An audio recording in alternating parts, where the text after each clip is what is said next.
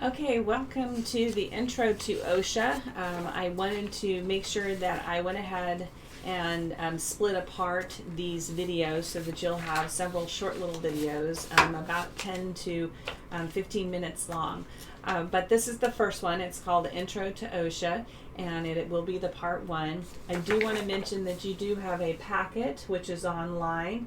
It has, if it can focus there we go. It has the handouts, which I'll kind of be going over and I'll refer to while I am recording. This can kind of help you if you want to have it on a different slide or something like that when I'm discussing it, so that you can read through those. And feel free to pause the video at any time. You can run through it. Once again, I thought that short videos would be easier for you, especially when taking the quiz and that type of thing. There is also a workbook out there, and so do make sure that you are looking at that workbook, and that you, while you're listening to this, you can fill out that workbook. Once again, you can pause the video, and that workbook is in line with the questions, and that'll help you as well. But this is the handout packet that I just showed you, and the workbook would be out there online. You can just open up a Word document and put that in there and type this stuff in, or if you want to print it off, that is fine, whichever way is easiest for you. Now, the first thing we need to do when looking at safety, we probably need to have some safety terminology, some definitions, and looking up in the dictionary, majority of the time it has something to do with something causing risk or danger, injury, damage, anything like that. And so we as safety managers, we're the ones who are kind of responsible to not necessarily prevent that, but understand the ways to control any type of hazards that are out there, to plan safety, to organize safety, to be that leadership person that is out there in our facility to help people understand what safety is, as well as reduce injuries. Now, risk, when we look at it, there is risk everywhere. There is probability, and there is a severity of some type of loss or injury or something like that. Typically, when we think of risk, it is risk equals probability times severity. And probability is the likeliness that something will happen, how often it will happen, or severity, it could be how bad it is going to be once it does happen. And so you could have something that's out there that probably will not ever happen, and if it did happen, it could cause a large issue. So that would be the severity part of that. So if we think of a zombie war happening right now, and in this point in time, the probability or likelihood that that happens is probably zero. But the severity, if it did happen, if you watch any of those shows, could be pretty darn bad. And so that's it would just have a high severity, a low probability. Also, too, there are things that have a high probability with a very low severity, and we could just document those out. And so we're really kind of wanting to look at things that happen quite a bit, that do have bad injuries that happen with that, or cause damage or something to our facility.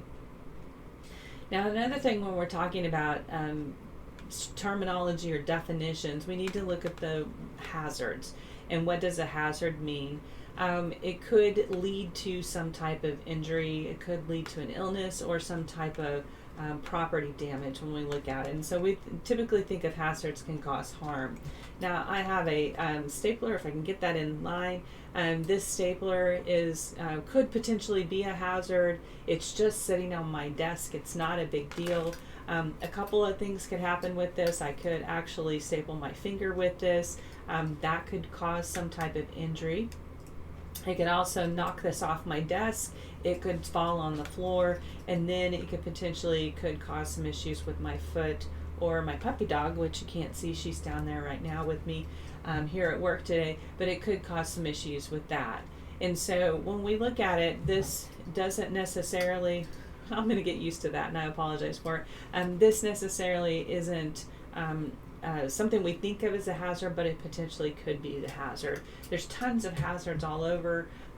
They just might not have the probability or the severity that we worry about with regard to it. So hazards are pretty much everywhere when we think about it. Now, what we want to kind of as safety professionals or people who are involved in safety, one of the things that we want to do is delete any type of accidents that are out there. And so accidents, when we look at it, essentially is an unplanned event, and it could result in some type of injury or illness or damage to the facility. And a lot of times we hear accidents, incidents, companies use those synonymously. It just depends on how your company does that. There is a connotation that in the safety industry that we have talked about utilizing the word incident versus accident, because accident has some type of fault connotation to it, but it just depends on how your facility works. Now, when we look at if all accidents can be avoided, I'm not sure if they can. They hear a lot of times 0 accidents. Once again, we can't find everything. You can't find everything. Things sometimes just happen and we can't do anything about it. But we as safety professionals can look and see if there are things that we can do to control it and to prevent it when we look at it. Now this video, we'll try to play this. I couldn't get this to work possibly earlier, and I don't know if it's just the different thing. All the volumes are up and everything. I'm the sous chef here. And so I couldn't get it to work earlier when I tried it on this, and so what I'll do is go ahead and put that up in the module, and that way then you can see it. It is an interesting video. It is quite graphic, but essentially the Canada produced these videos, and they said, okay, how can we get the message across that safety is #1 everywhere in every industry? And the second thing is that either we as employees don't say something or management doesn't speak up and say something. And so once again, these are great videos. That the what do I say, the quality of this video is probably not the best, because they've put it up and taken it down. This is the only one that I could find, and so I'll make sure I stick that in there. But do take time to watch that. This is kind of interesting. It makes a definite point. Now, when we look at the history of OSHA, OSHA was actually written into law in 1970 under President Nixon. It took a couple of years for the agency to be formed, but the actual act itself was written and signed, went through all the regulations, or became a regulation, became law in 1970. The mission for OSHA is to save lives. It also prevents injuries and then protect workers that are in the United States of any type of safety and health issues that we have it. Once again, this is another video that's down here. It's a signing of an OSHA Act. I'll put that into your module as well so that you can have that. It's just the video, and it's just President Nixon signing that. So if you want to watch a super old video with President Nixon, or if you don't know who he is, you can look that up, and it would be in your modules.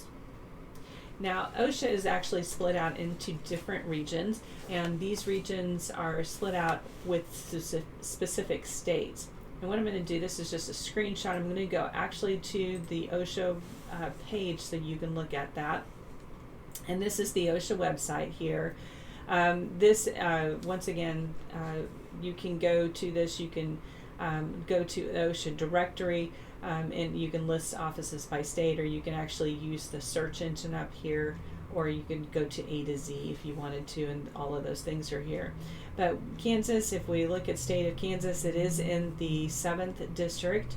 Our main office is out of the Kansas City area, Kansas City, Missouri, even though it's Kansas. If you do press on Kansas, it will tell you they do have a Wichita area office. That's not going to be the main office that we would call, but we could if we had some questions. The main office is going to be in Kansas City, and you can see the address and the email here when we look at it. You can also go by this and you can select a state. If I wanted to select Idaho, it's supposed to jump to Idaho. It doesn't do anything. I'm not sure why. It just goes back to the normal. But if we wanted to look at Idaho, we could go ahead and press Idaho, and it would give us the information. So I'm not sure why this link doesn't work. It hasn't worked for a while. Another thing, and this will be on your next slide, is state plans.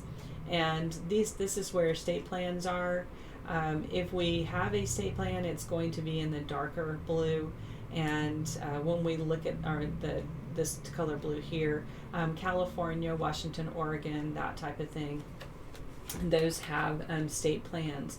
So right now, Kansas, Missouri, Nebraska, we are not state plans. Iowa is.